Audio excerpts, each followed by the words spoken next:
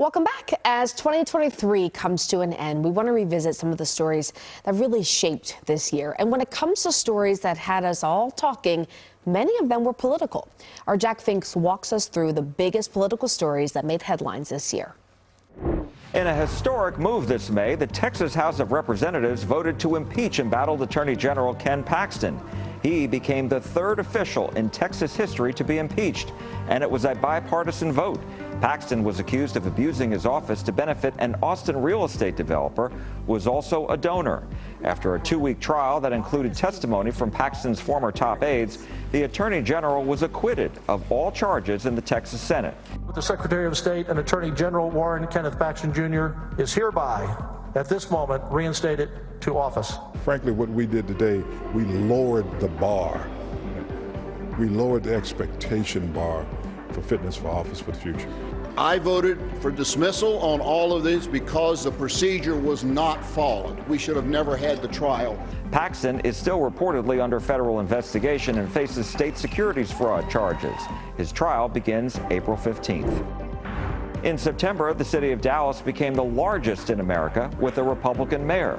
Although elected as a Democrat in a nonpartisan seat, Mayor Eric Johnson announced his switch to the GOP via an op-ed in the Wall Street Journal. In it, he said, quote, "The future of America's greatest urban centers depends on the willingness of the nation's mayors to champion law and order and practice fiscal conservatism, a defining characteristic of the GOP." I had to be honest with myself, and I had to do some inventory, and I realized that, I became a Democrat at 18 when I voted for the first time. I turned 48 this year, and 30 years is a long time, and I'm not the same guy 30 years later. This year, property tax relief was the hot topic of the regular legislative session and two special sessions. It seemed everyone agreed it was a priority, but they could not all agree on how to get it done. Eventually, an agreement was reached, and Texas lawmakers passed an $18 billion relief package that's expected to save homeowners between $2,600 and $3,000 over a two-year period. And property taxes weren't the only thing causing friction at the state capitol this year. And all so far, the 88th legislature has had 4 special sessions. The last ended at the beginning of this month, and with some business left unfinished. That includes the governor's priority, taxpayer-funded education savings accounts. In the first full year since the U.S. Supreme Court overruled Roe v. Wade and the Texas trigger law went into effect, we saw the ripple effects play out across the state. Multiple women have now sued over Texas's near total ban on abortions.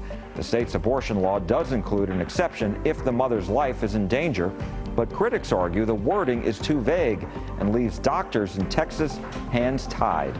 Just last month, the Texas Supreme Court heard arguments in a case brought by 20-plus women and 2 doctors challenging the law. Legal experts say the court will likely rule on this case before June. The state of Texas faced multiple legal challenges to its border policies this year as well. The Biden administration sued Governor Greg Abbott after Texas installed a buoy barrier on part of the Rio Grande. A federal appeals court ruled the state must remove it, and the governor has appealed that ruling. And SB 4, which was passed by the legislature this year, makes it a state crime for a migrant to cross into Texas illegally. Just a day after Governor Abbott signed the bill into law, the ACLU of Texas filed a lawsuit on behalf of civil rights organizations in El Paso County. They are intended to scare us and to divide us, and they will have real, meaningful consequences to our families, to individuals that we love. And so we will sue to stop it, to prevent those harms from happening.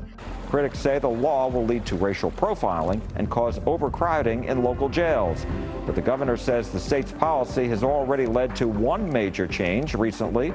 More migrants are crossing into Arizona than Texas. We expect a dramatic drop, well over 50%, maybe 75% of the people coming across the border illegally will stop entering through the state of Texas.